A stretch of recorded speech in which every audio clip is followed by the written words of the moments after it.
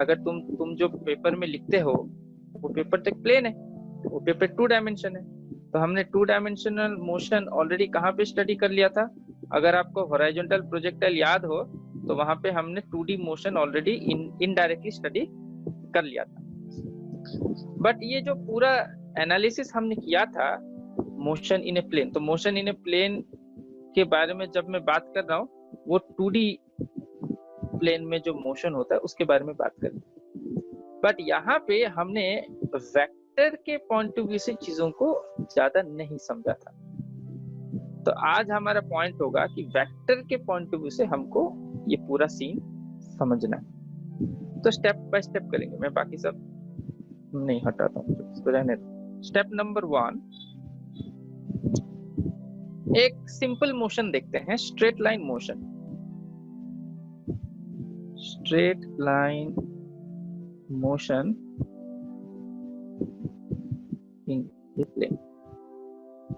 आप बोलोगे straight line motion in a plane, अच्छा ये जो है ये स्ट्रेट लाइन मोशन है क्या इन ए प्लेन? नहीं है, ये तो कर्व्ड पाथ में जा रहा है। So this is not straight line motion in a plane. तो straight line motion in a plane का मैं क्या करूं, ऐसा करता हूं, अपना एक्सिस बना लेता हूं एक्स और वाई। इमेजिन करो वो ऑब्जेक्ट पहले यहाँ पे था, फिर वो यहाँ पे गया, मतलब वो पॉइंट P में था, फिर वो पॉइंट Q में गया। तो अगर तुम देखोगे वो पॉइंट P से Q गया तो वो तो स्ट्रेट लाइन गया ना सीधा। ये पॉइंट P इनिशियल पोजीशन था, पॉइंट Q फाइनल पोजीशन था, तो सीधा गया। अब इसको स्टडी करेंगे वेक्टर की टर्मिनोलॉजी में। समझ लो उसको PQ डिस्टेंस कवर करने के लिए समझ लो यहाँ पे जब था तब T2 टाइम था, और यहाँ पे जब पहुंच गया उसको T1 टाइम, सॉरी यहाँ पे T1 टाइम था और यहाँ पे T2 था। तो उसको time taken to cover PQ distance क्या लिखो? Time taken to cover PQ distance is T2 minus T1। वही हमारा जो डेल्टा T बार बार हम पढ़ते आते थे। डिस्टेंस कवर्ड क्या होगा? डिस्प्लेसमेंट। डिस्टेंस बोलना अब सही नहीं रहेगा, क्योंकि वेलोसिटी अगर निकालना है, समझ लो स्ट्रेट लाइन मोशन में वही तो करते हैं, वेलोसिटी निकालते हैं एंड ऑफ द डे। तो डिस्प्लेसमेंट होगा PQ वेक्टर। अब PQ वेक्टर हमें पता नहीं, हमें क्या पता है? हमें इतना पता है कि उसका position vector, initial position vector पता है RI, और मुझे उसका फाइनल पोजीशन वेक्टर पता है RF। आप बोलोगे इसका मतलब क्या है? इसका मतलब इट इज इक्विवेलेंट टू, अगर मैं ये पूरा स्टोरी को 1 डायमेंशन में ले लूं, इट इज इक्विवेलेंट टू, आपको RI पता है, RI का मतलब पहले वो कहाँ पे था, जैसे यहाँ पे ये वाला पॉइंट RI हो जाएगा, बट ये तो 1 डायमेंशन में, तो ये हो जाएगा XI। और फिर वो बॉल कहाँ पे पहुंचा वो तुम्हारा RF है, बट ये तो 1 डायमेंशन में, तो इसको मैं XF भी लिख सकता हूँ। तो पोजीशन जैसे 1 डायमेंशन में बोलते थे, ऑब्जेक्ट पहले XI में था फिर XF में गया और उसको T टाइम लगा, तो फिर यहाँ पे वेलोसिटी कैसे डिफाइन करते थे? Velocity is equal to final position minus initial position by time taken delta T। आप 2D में कैसे करोगे? सेम फॉर्मुलिज्म यूज होगा। तो डिस्प्लेसमेंट PQ निकालने के लिए तुमको final position minus initial position करना होगा।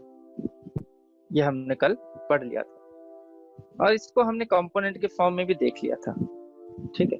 तो कंपोनेंट के फॉर्म में क्या होगा, कुछ इस प्रकार का होगा। ये तुम्हारा समझ लो XF I कैप है प्लस YF J कैप। ऐसा क्यों लिख रहा हूँ? क्योंकि तुम्हारा जो RF है, जैसे Q पॉइंट है, Q पॉइंट का भी तो कुछ X और Y कोऑर्डिनेट होगा कि नहीं? तो Q पॉइंट का समझ लो X कोऑर्डिनेट तुम्हारा X2 है और Q पॉइंट का Y कोऑर्डिनेट समझ लो तुम्हारा Y2 है।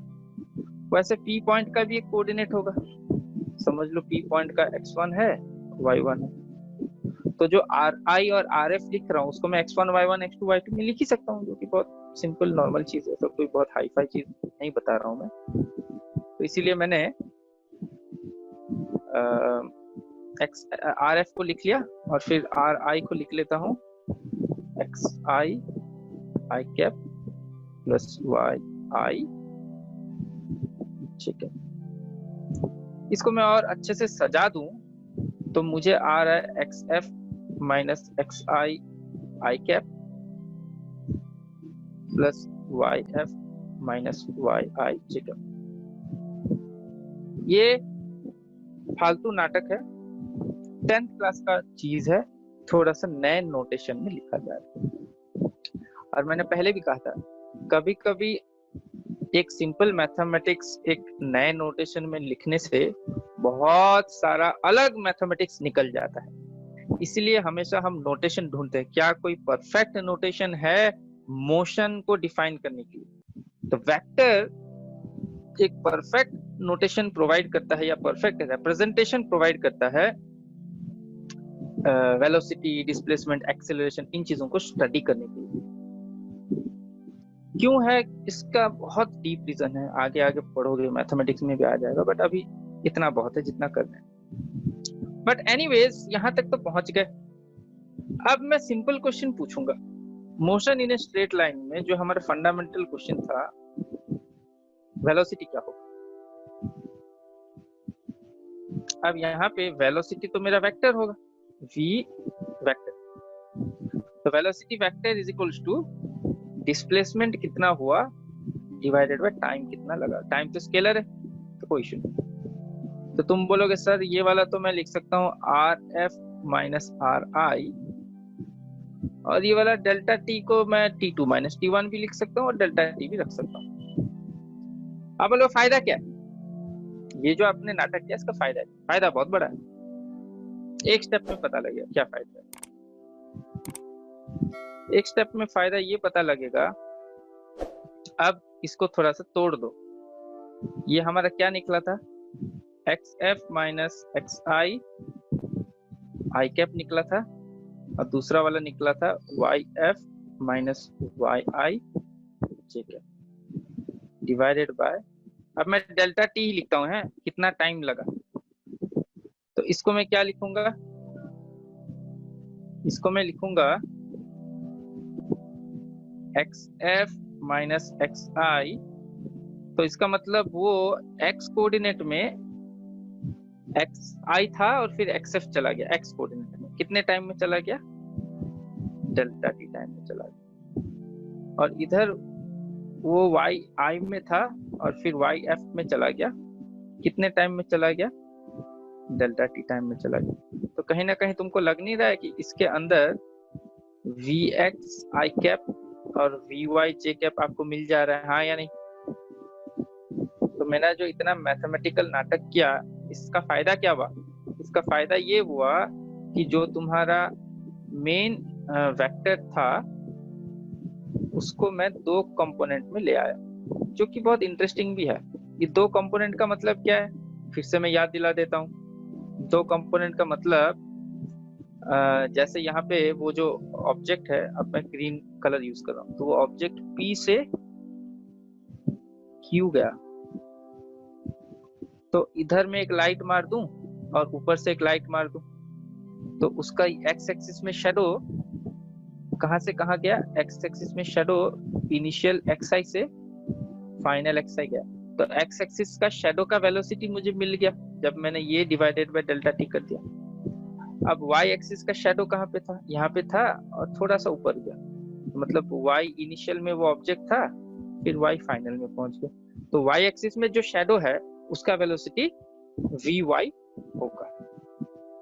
अब 2 मिनट आप खुद सोचो मैंने अभी क्या किया, डाउट है तो पूछना।